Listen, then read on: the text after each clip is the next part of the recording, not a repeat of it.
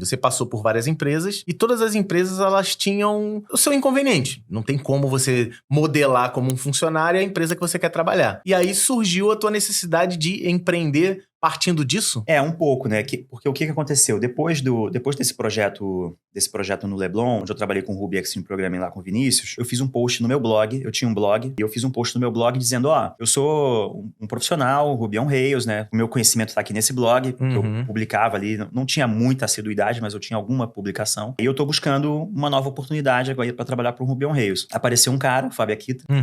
Então, você repara que eu fui apadrinhado várias vezes nessa vida, né? Então, uma coisa importante pra lembrar. As pessoas são importantes nas nossas vidas. Você considera essas pessoas mentores? Eu acho que eles foram como mentores pra você em determinados momentos. Ou mentor seria muito forte?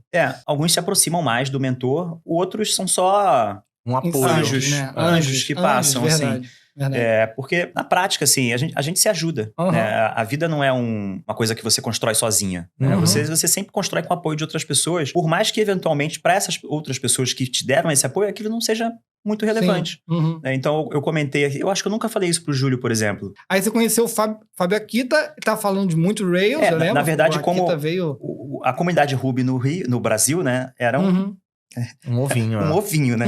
Porque assim, tinha meia dúzia de pessoas, né? Então existia um expoente em São Paulo, que era o Fábio, e existia um semi-expoente aqui no Rio, que era eu, e mais um grupinho ali, né? Que era o grupo desse projeto aí, o Vinícius, inclusive, né? Sim. E aí, quando o Fábio viu esse post meu, ele me indicou para uma startup nos Estados Unidos. E aí eu fui conversar com esse cara dessa startup. Para minha sorte, morou no Brasil há alguns anos, então ele falava um português. Eu fui indicado para esse cara, bati esse papo com esse cara, ele falou, não, vem trabalhar com a gente. Então, e aí eu comecei a trabalhar com esse projeto americano. E aí eu conheci um outro mundo, que foi o mundo das startups. Sim. Que era um mundo que eu não conhecia, não sabia da existência, na verdade. No Brasil, não se falava sobre isso, não existia esse mercado, todo esse hype que existe hoje, das startups, dos unicórnios, nem não sei se falava.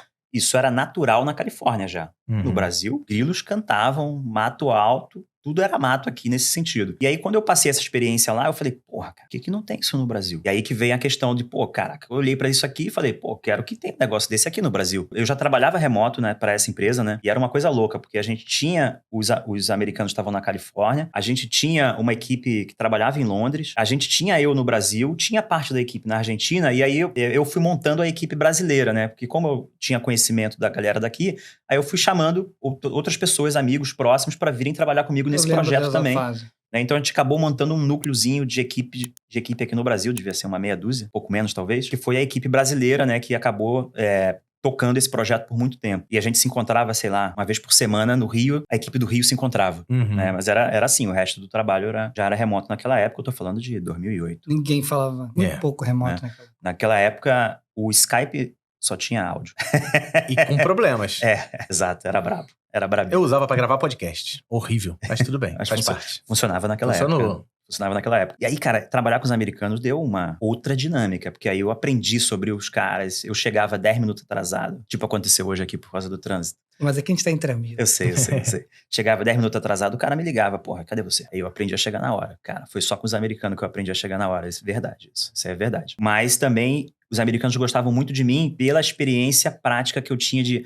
Cara, qual é o problema que tem que resolver? É esse problema? Tá bom, vou resolver. É só esse problema que vai ser resolvido. Inclusive, Ruby teve uma fama ruim por causa disso. Lembra da baleada do Twitter? Porque o Twitter era construído em Ruby. Só que o Twitter escalou num nível colossal. Não era Ruby culpa da linguagem. Ruby não estava preparado para aquilo. Né? O Ruby não estava preparado para aquilo. Ruby on Rails, que é o framework, não estava preparado para aquele tipo. E nem a estrutura, nem a infraestrutura do não Twitter estava preparada para aquilo. E aí, assim, aí eu baleava pra caraca. Então tinha vários problemas de performance, query lenta, query mal feita, porque eu usava o sistema de geração de queries automático, que o cara não escrevia SQL na mão, enfim. Tudo que acontece na TI de todas as empresas grandes, todos os dias do Brasil. Exato.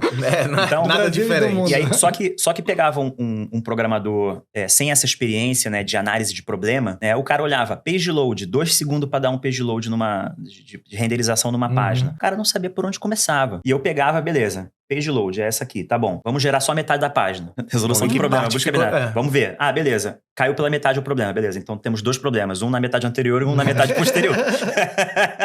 Não, beleza. Cortamos metade da página, agora a renderização caiu para 0,2 segundos. Aí eu falei, porra, beleza. Então o problema tá nessa outra metade que... Aí vai partindo até, beleza, é esse aqui. Aí vamos descobrir qual a query que tá cagada, ou vamos descobrir onde está o loop que está fazendo isso aqui dar. E aí resolvia um problema gigante, né, de page load, atuando assim, 3 linhas de código. Aí 3 linhas de código você Só resolve. no lugar certo. O resto deixa como tá. Beleza, dá para otimizar todo o resto? Com toda certeza dá para otimizar como o Mas resto. resolveu o problema. Mas isso aqui resolve o problema agora e isso durou, e a gente resolve isso aqui em 1 hora e não fica 3 dias, 1 semana resolvendo, correndo atrás do próprio rabo sem saber o que fazer. Nesse meio tempo aí, nesse meinho aí, a gente tinha o Hora Extra aqui no Rio, que era o grupo de desenvolvedores que se reunia primeiro depois dos eventos para beber, e depois toda segunda-feira no bar lá do Ouvidor. Na Rua do Ouvidor, do ladinho da Hostnet. Do ladinho da Hostnet, né? Várias vezes eu saía da Hostnet, passava lá, a gente tava lá bebendo na Rua do Ouvidor. Exato. As pessoas falavam de XP, falavam de Extreme Programming, falavam de Scrum, o Kanban, que é esse famoso que a gente conhece hoje, ainda não era famoso, eu acho que não existia. E as pessoas chegavam para falar mal das suas empresas. Né? Era o básico, né? Então era tudo isso e falar mal das empresas que não usavam exatamente tudo isso, né? E aí, e eu falando assim, pô, gente, esse não é o mundo que eu tô vivendo, eu tô vivendo outra parada aqui, eu tô vivendo um mundo onde, cara, a gente tá entregando resultado, o projeto tá avançando, as coisas estão funcionando e tudo mais. Se esse é o contexto das empresas onde vocês trabalham, vamos mudar esse contexto. Isso aí. E aí, dentro do Hora Extra que saiu a HE Labs, né, que foi a empresa que eu fundei, a HE era a sigla de Hora Extra, né? O nome da empresa foi uma homenagem ao nome do grupo que surgiu, só que, né, nem tudo são flores, eu falei, beleza, então vamos fazer a empresa. Vamos fazer a empresa, não sei o quê, bababá. Evolução. Hora Extra, então vamos. Aí quem foi? Só eu. Todo mundo tinha seu emprego. Né? Vai você na frente que eu tô indo. Só eu. Aí quem fundou a empresa? Eu, sozinho. Aí foi quando você virou empreendedor de fato. Aí eu pedi pra sair lá dos gringos, né? E aí virei empreendedor de fato no sentido de... Meio que já era empreendedor no sentido de tive mais de um emprego ao mesmo tempo, sabia gerenciar essa coisa, mas foi uma construção, né? Até que chegou o momento, já era autônomo, eu trabalhava pro gringo, o cara me pagava naquela época das maneiras mais esdrúxulas possíveis.